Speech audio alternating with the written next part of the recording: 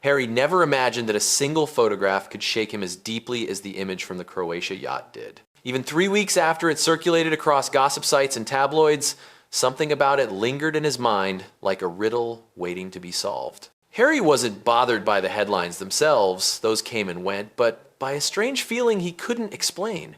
Late at night, when the house fell quiet and his thoughts had nowhere else to go, he found himself looking at the picture again and again, convinced he was missing something subtle.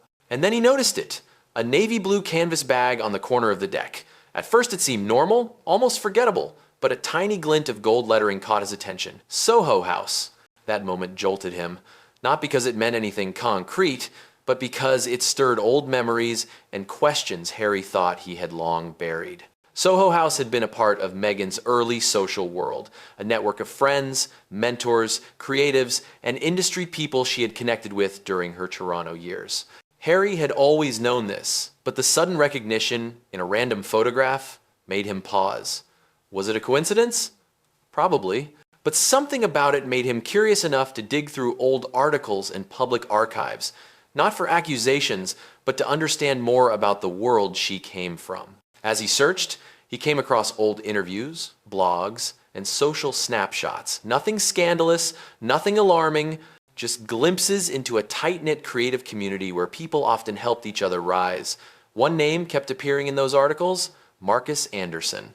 Meghan had always described Marcus as a close friend and supportive figure during her time in Toronto, someone well-connected in hospitality and event spaces, but older entertainment blogs and social write-ups portrayed Marcus as someone who enjoyed connecting people, introducing actors, creatives, philanthropists, and public figures to one another. Nothing more, nothing less. Still, seeing his name repeatedly triggered an old curiosity in Harry. Not suspicion, just the natural thought of how many parts of Meghan's life were built before he ever came into the picture. Wanting clarity, he reached out to an old acquaintance who had once been familiar with that world. Not for accusations, but for context. The conversation wasn't dramatic. It was calm, reflective, and surprisingly emotional. The acquaintance explained that the Soho House scene was known for helping newcomers blend into elite spaces, teaching them how to present themselves confidently, how to navigate public events, how to carry themselves in rooms filled with celebrities or philanthropists. Many rising actors, men and women, had gone through similar circles for support and networking. As Harry listened, a wave of mixed emotions hit him. Not because he learned anything scandalous, but because it made him realize how little he had asked Meghan about those early years. He had never been interested in examining her past. He was swept up in the present. But now, with time having passed and their lives dramatically changed, he found himself wondering how those early connections influenced who she had become. Harry also thought about the lifestyle she had before meeting him. Travel, events, polished appearances. He knew working actors often received sponsorships, brand deals, and complimentary memberships, especially in industries built on visibility. Still, revisiting that world made him reflect on how ambitious Meghan had been long before she entered royal life. He admired that ambition, but it also reminded him how drastically their worlds had collided. Curiosity guided him deeper into old memories, eventually leading him to the wedding guest list, a sentimental item he had kept tucked away. Meghan had invited friends from many chapters of her life: Hollywood peers, Toronto colleagues, philanthropists, designers, and yes, people associated with Soho House. Back then, Harry hadn't questioned it. Why would he? Weddings often bring together different worlds. But looking at it now, years later, evoked a bittersweet feeling, not of betrayal, but of nostalgia, a reminder of how many people had cheered Meghan on during her long climb to success. The more Harry reflected on the past, the more he felt a quiet ache growing inside him. Not from anything he discovered externally, but from the realization of how differently he and Meghan had entered the relationship. He came from a world shaped by duty, lineage, and inherited purpose. She came from a world shaped by reinvention, networks, and personal ambition. Two entirely separate universes colliding at full speed. As he replayed those early days in his mind, he remembered moments that once felt magical, but now felt simply fast, almost rushed, driven by emotion more than understanding.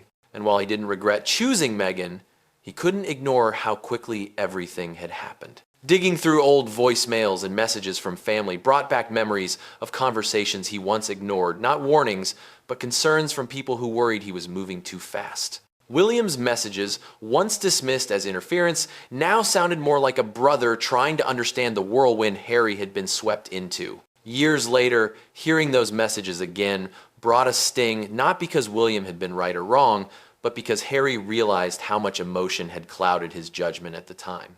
It reminded him of the nights when he felt overwhelmed, unsure, hopeful, and desperate for a sense of belonging after years of public scrutiny. Meghan showed him warmth, attention, and excitement, things he had craved in ways he hadn't fully acknowledged, and that made everything move faster.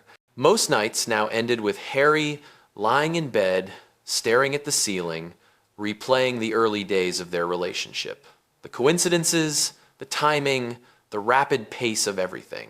Not because he believed there was a plot or design behind it, he didn't, but because he finally understood how his own loneliness, longing, and desire for meaning had shaped the choices he made. He didn't blame Meghan, he didn't blame the people who supported her. He simply understood now that two people brought very different worlds, expectations, and histories into a relationship that ignited too quickly for either of them to fully process. And in that quiet clarity, Harry realized the truth that hurt the most. He wasn't struggling with Meghan's past. He was struggling with his identity outside the institution, the weight of choices made with his heart first and his mind later, the fear that he hadn't taken the time to truly understand himself before trying to build a future with someone else. He understood now that love had swept him forward, but reflection was pulling him back, urging him to slow down and truly see the man he had been and the man he was still trying to become. And somewhere in that quiet space between the past and the present, Harry finally faced the realization he avoided for years. Sometimes the hardest truths aren't the ones we discover about others, they're the ones we finally acknowledge about ourselves. But even with all this clarity settling in, Harry couldn't deny that a quiet tension had begun forming in his chest, something he hadn't felt in years, something he didn't quite know how to name. It wasn't anger, it wasn't regret, it was the unsettling realization that somewhere along the way, he had stopped recognizing parts of himself. The man who once trusted his instincts, who relied on the guidance of his upbringing and the steadiness of his inner circle, had been replaced by someone constantly caught between worlds. And now, as he reflected on the past with a calmer mind, he felt a longing to reconnect with the version of himself he had set aside. Meghan once told him that every chapter in a person's life, no matter how complicated, shapes them into who they're meant to become. At the time, he had smiled and agreed, not realizing how deeply that idea would resonate years later. Now, standing alone under the dim sky, he finally understood the truth in her words. For the first time in a long while, Harry felt ready to face the truth not about Meghan, but about the emotional weight he had been carrying silently. And with that realization came a quiet determination to rebuild not just trust, but self-awareness. To remind himself that relationships aren't shaken by the past unless you allow old anxieties to shadow the present. And as he took a deep breath, looking up at the faint glow of the stars, Harry understood one simple thing. Healing wasn't about erasing what came before. It was about learning to stand steady again, even when the past resurfaced in unexpected ways.